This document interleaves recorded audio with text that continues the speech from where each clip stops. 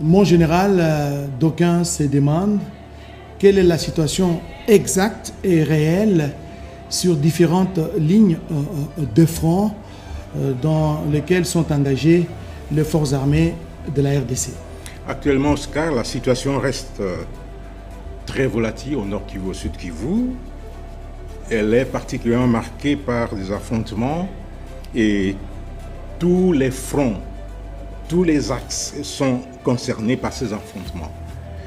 L'armée rwandaise et ses supplétifs continuent de se renforcer avec les troupes et les équipements militaires, voulais-je dire. Les attaques sont quasi quotidiennes dans cette partie de notre pays, au nord Kivu, au sud Kivu, et ce, en violation du cessez-le-feu. Et quels sont les actes justement qui sont concernés par ces violations de cessez-le-feu de la part de l'armée rwandaise? Il y a d'abord au nord Kivu l'axe Rutshuru-Lubero et l'axe Masisi-Walikale. Et quand je parle de Masisi-Walikale, il y a des sous-axes. Il y a l'axe qui part de Masisi vers Nyabiondo-Kachebere et l'autre axe qui part de Mweso vers Pinga.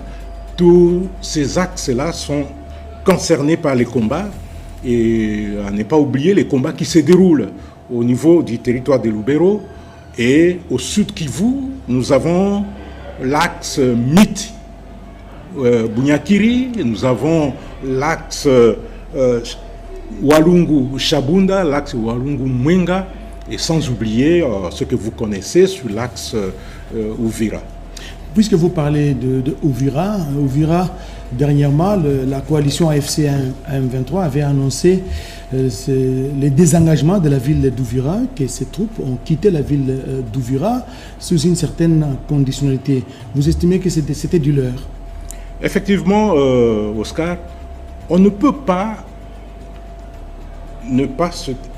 se désengager d'Uvira et continuer les combats au-delà d'Uvira.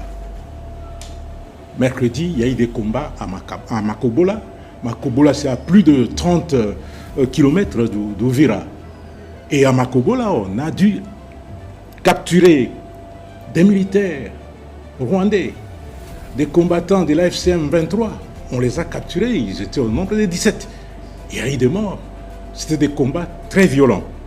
Et même si Makobola est aujourd'hui sous le contrôle des forces armées, mais il y a eu des combats sérieux pour prendre Makobola. Des combats intenses. Des combats intenses, des combats très durs qui ont fait que l'ennemi a dû céder Makobola. Mais pour céder Makobola, il fallait la hargne des forces armées de la République démocratique du Congo. Et vous allez dire que Makobola aujourd'hui est sous contrôle des FARDC, à quelques kilomètres d'Uvira, c'est ça? Oui, Makobola est à plus ou moins 30 km d'Uvira, au sud d'Uvira, sur la route de Baraka. Et Makobola est aujourd'hui sous le contrôle total, Makobola 1, Makobola 2, sous le contrôle total des forces armées de la République démocratique du Congo.